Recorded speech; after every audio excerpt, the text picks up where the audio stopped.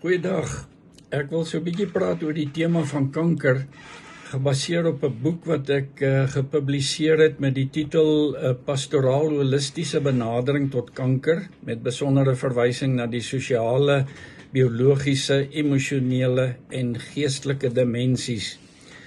Nou, dit berus baie grootliks op veral twee boeke deur mediese dokters, Dr. Gabor Maté, When the Body Says No, waar hy 'n onderhoud met 100 pasiënte voer, sy eie pasiënte, en onder andere ook 'n hoofstuk oor kanker het. En hy voer 100 onderhoude met 100 pasiënte, en hy vra vir elkeen, en kom ek sê, elkeen van hulle is terminaal, verskillende siektes, en daarom het hulle by hom beland, en vir elkeen het hy gevra, het enige van die vorige dokters of spesialiste by wie jy al was, ooit vir jou uitgevra na jou lewensverhaal. Al 100 het vir hom gesê, niemand het ooit so 'n vraag gevra nie. Daar is slegs gefokus op die simptome. En met medikasie is gepoog om die simptome onder beheer te kry. En geweldige interessante perspektiewe wat hy het. En dan ook Dr. Bernie Siegel, 'n pediatriese chirurg. Hy is nou al afgetree, aantal treffende boeke gepubliseer. Veral hierdie boek van hom, Love, Medicine and Miracles. Hy hanteer 'n paar duisend kankerpasiënte, talle van hulle het hy ook op geopereer. So hy praat met baie ervaring. En ons kan sê, hierdie benadering van hierdie twee dokters, of kom ek gee die agtergrond, enerzijds kry mens die een ekstreem. Mense vertrou God vir 'n wonderwerk, en as 'n dokter sê die einde is naby, of daar's nog 3 maande om te leef, dan weier hulle om daaroor te praat. Niemand mag daaroor praat nie. Anders is dit 'n teken van ongeloof of twyfel. En die dokter se diagnose mag ook met niemand bespreek word nie. Hulle ignoreer alle mediese voorskrifte en hulle vertrou slegs totaal op 'n goddelike wonderwerk. Die ander ekstreem is, nadat die persoon die diagnose ontvang het, gooi hy as ware dadelik handdoek in en voel daar's niks verder wat gedoen kan word nie. Kry jy jou testament gereed, begin maar stadig om almal te groet, en Gods water moet dan maar oor Gods akker vloei. Nou, die hartseer is met die eerste ekstreem, hulle wat nie wil praat oor die diagnose, en slegs op God vertrou vir 'n wonderwerk. Wanneer God wel besluit, hy kom daardie kind van hom haal, is daardie ouens gewoonlik teen die grond. En ek het oor die jare verskeie sulke gevalle gehad, en ek dink moontlik van julle ook, wat berading doen. Dan is so 'n persoon se geloof totaal in 1000 stukkies, en dis baie gesprekke, baie gebed daarna, om net hulle geloof weer bymekaar te kry. Sommige het gesê, ek voel God het my nedergesteek, ek voel Satan het 'n oorwinning behaal. Hulle was dus nie gereed toe God sy kind kom haal nie. En Siegel en Gabor Maté se benadering is 'n balans tussen hierdie twee ekstreme. En dis maar basies die benadering wat ek self oor al die jare gevolg het. Aan die een kant sê ons vertrou die Here vir 'n wonderwerk, en ons veg tot op die einde. Ons gaan nie voor die tyd handdoek ingooi nie. Maar as God besluit, hy kom sy kind haal, dan is hierdie individu en sy en haar geliefdes en die familie, die gesin is voorbereid. En dan beleef hulle dit nie, dat God hulle in die rug steek, en dat hulle geloof daarmee heen is nie. As mense vir jou sê, ek voel, my geloof het getuimel, en ek voel in die rug gesteek, as my geliefde aan kanker sterf, of 'n ander terminale siekte, dan meen dit met my begeleiding, was daar ergens 'n probleem. Ek het hulle nie voorberei op daai moontlikheid nie. Nou, ek wil net so 'n paar aspekte uithaal, veral uit Siegel se boek. Hy het toe En in my eie boek het ek nou heel wat meer uitgebrei, baie meer voorbeelde genoem as wat ons nou hier voor tyd gaan hê. Hy het toe in 'n stadium met 'n terapiegroep begin, vir al sy pasiënte en almal wat bereid was om by die groep in te skakel, nadat hulle gediagnoseer is, spesifiek dan met kanker. En hy beklemtoon baie sterk, die begeleiding wat hulle daar doen, is nie kits oplossings en 'n resep dat elkeen sal gesond word nie.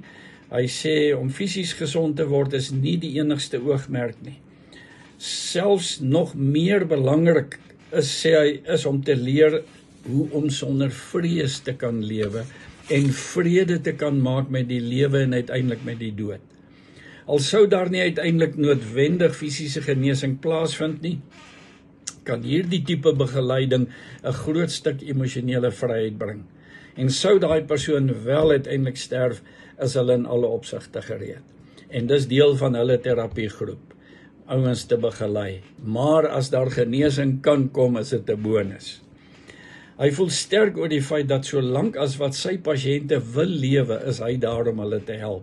Sou 'n pasiënt egter besluit om te sterf en maar handdoek in te gooi, hy sê dan is hy daar om hulle deur daai proses ook te begelei. En dan fokus hy veral byvoorbeeld op onafgehandelde emosionele kwessies en ook onverwerkte trauma. Krities belangrik in hierdie terapiegroep benadering van hulle. En hy sê dan het hulle selfs gevalle gehad, hierdie ou het klaar besluit, hy gooi handdoek in, en dan vat hulle hom deur hierdie proses, en nadat hy sy emosionele pakkies afgelaai het, en daar ook geestelike vernuwing en nuwe verhouding met die Here plaasgevind het, by party van hierdie ouens is daar skielik 'n nuwe entoesiasme oor die lewe, en 'n geaktiveerdheid om te wil veg vir die lewe. Hy verwys in hierdie verband na wat hy noem uitsonderlike of buitengewone pasiënte. Sy bevinding is tussen 15 tot 20% van pasiënte sou hy in hierdie kategorie plaas. Hy sê, dis die ouens wat hulle self gewoonlik op hoogte bring rakende alle tersaaklike feite gekoppel aan hulle fisiese toestand en hulle diagnose, en hulle werk aktief mee in hierdie groepe in die rigting van genesing. Hulle het ook die vermoë gewoonlik om statistieke een kant toe te skuif en te sê, ek kan 'n oorlewende wees, I can be a survivor. En hy sê hierdie tipe pasiënt, dis nou sy ervaring, is gewoonlik ook in reaksie teen enige rigiede voorspelling van 'n sterfdatum. Hulle sê nee, ons gaan nie daarmee identifiseer nie, want hy sê in die praktyk het hy gevind so dikwels word dit 'n selfvervullende profesie, as ouens op grond van daai datum wat 'n dokter gee, maar net handdoek ingooi. Maar dis nie om te sê dis 'n ontkenning van die diagnose en die mediese toestand nie, dis nie waaroor dit gaan nie. Hierdie ouens beskik ook oor die gedetermineerdheid om te doen wat ook al nodig mag wees, insluitende 'n bereidwilligheid om dit wat op die onderbewuste mag lê, dalk vir jare reeds, om toe te laat dat daai deksels afkom. Saam deur hulle lewensverhale te werk, alle onverwerkte emosionele bagasie te hanteer en dan ook in 'n meer dieper verhouding met Jesus Christus te tree. Nou, my en my vrou se eie ervaring, nadat sy self 'n jaar lank chemoterapie moes ontvang vir kolon en toe ook lewerkanker, is dat elke tweede week, en van julle het self daardie tipe ervaring moontlik, of mense wat julle begelei het, elke tweede week is hulle 12 tot 14 persone wat vir die hele dag in daai spreekkamer sit met die drips, chemoterapie drips, en dan vertel hulle aan mekaar hulle verhale. En dan sê altyd huis toe gekom en vir my kom vertel van hierdie hartseer op hartseer verhale van elkeen wat daar was, en meeste was vroue. En interessant, Siegel en Gabor Maté skryf nogal daaroor waarom meer vroue as mans. Vroue meer geneig om die pyn hier binne te bære. Mans reageer dit makliker uit. By vroue gaan lê hier binne. En hy raak die liggaam baie meer intens. En dan hoor hulle mekaar se verhale, en elkeen wat daar was het 'n traumatiese verhaal gehad. ongelooflik. Ek het op 'n dag saam met haar by haar onkoloog toe gewees, baie aangename ou, baie beïndruk met hom, en hom uitgevra, wat van berading vir hierdie klomp pasiënte wat jy elke dag hiermee werk? En sy benadering was basies, maar hulle laat dit maar oor aan elke pasiënt individueel. Ons fokus net op die medikasie en die simptome. En hier het Bernie Siegel 'n vakuum raak gesien, 'n area waar hy 'n fenominale bydrae as medikus gelewer het. Hy sê verder, die liggaam reageer op boodskappe vanaf die denke, het sy bewustelik of onbewustelik. En oor die algemeen sou dit verband kon hou met wat hy noem, dis of 'n lewe boodskap of 'n sterwe boodskap wat jou liggaam kry van jou denke af. Daar's ook 'n sterfmeganisme, sê hy, wat op 'n aktiewe wyse ons verdedigings kan uitkanselleer. Die liggaam se funksies kan laat afplat, die immuunstelsel afbreek en ons dan stuur in die rigting van die dood. En hy sê dit is sy ervaring, dit vind gewoonlik plaas wanneer mense voel dat die lewe nie meer die moeite werd is nie. En die liggaam begin daai boodskappe vanaf die brein kry. 'n Pasiënt se verhaal van onverwerkte trauma, krisisse en pyn is daarom van kritiese belang. Dit blyk byvoorbeeld uit gegevens soos die volgende wat hy aanhaal. 'n Oorweldigende tragiese gebeure soos die dood van 'n huweliksmaat of 'n kind word heel dikwels opgevolg deur 'n kankerdiagnose. Of een of ander katastrofiese siekte binne die bestek van 'n jaar of 2 na daai diagnose. Een van die ouers of 'n broer of 'n suster. Hoër getalle van geskeide persone worstel met kanker, hartprobleme, asma, hoë bloeddruk en toevallige sterftes as getroudes, enkellopendes, weduwees of weewenaars. So die geskeide persoon se trauma is so dikwels oorweldigend. En uiteindelik gaan dit in die liggaam in. Dramatiese en ingrypende loopbaan en lewenstylveranderinge het ook in die verlede gebleik as 'n aanleidende oorsaak te wees tot sekere terminale en ander ernstige siektes. Daai skui wat gemaak is, was net te oorweldigend. Dit kan selfs aftrede gewees het. Dit was te verpletterend. En die liggaam kon dit nie hanteer nie. Gabor Maté sê, when the body says nou, die liggaam trek 'n streep, hy sê tot hier toe. En dit gaan elke keer oor die vraag, was daar die nodige begeleiding? Was die skokke en trauma deurgepraat en deurgebid? Nog 'n aspek, kinders met kanker het oor die algemeen 2 keer meer onlangse krisisse ervaar as ander kinders. Dit wys die navorsing en die statistiek. En weer, dit meen daai krisisse is nie hanteer nie. Siegel is van mening dat kanker gedurende die vroeë kinderjare ook verband sou kon hou met negatiewe boodskappe gekoppel aan ouerlike konflik, baie drama, gevegte in die huwelik en tussen ouers, of verwerping van die ouers, of afkeur van die ouers, selfs toe hierdie kind nog in die moederskoot was. Dit is die feite wat uit honderde van sy pasiënte se verhale gebleik het. Hy het verder gevind ongeveer 80% van sy pasiënte was nie welkom tydens geboorte nie, of agterna baie verwerping en of misbruik, abuse ervaar. En ons sê pastoraal moet hierdie verhale deurgewerk word as dit iemand naby my is wat 'n diagnose kry, of in my gesin, daai goed moet deurgewerk word. Ons kan nie net deksels daarop sit nie. Die aksie om konflikte te identifiseer, ook onverwerkte konflikte vanuit die verlede, is dis een van die mees belangrike take waarmee die kankerpasiënt gekonfronteer en begelei moet word. Krities belangrik. En in die wêreld daar buite gebeur dit nie. Dit gebeur nie, die fokus is net op die medikasie. Een van die mees algemene voorlopers van kanker, sê Siegel, is 'n traumatiese verlies of die gevoel van innerlike leegheid. En dit lei dikwels tot depressie. En die effek van hierdie depressie op die immuunstelsel blyk gewoonlik heel vinnig indien daar 'n kwesbaarheid sou wees wat dalk gekoppel sou kon wees aan 'n vorige siekte.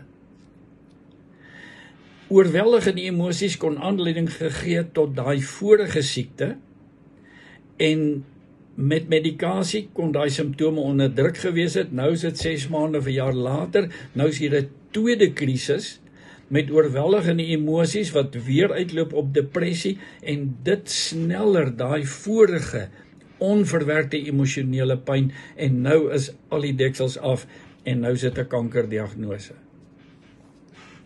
Indien kanker of enige ander siekte met die hulp van mediese behandeling opklaar, sonder dat die behandeling holisties op die pasiënt se lewe in totaliteit gefokus is, sou daar agterna 'n nuwe siekte na vore kon tree, sê Siegel. Of dieselfde simptome kan na 6 maande of 'n jaar maar weer na die oppervlakte kom, want daar's nie by die dieper wortels uitgekom, daai klomp emosionele pyn en traumas nie hanteer nie.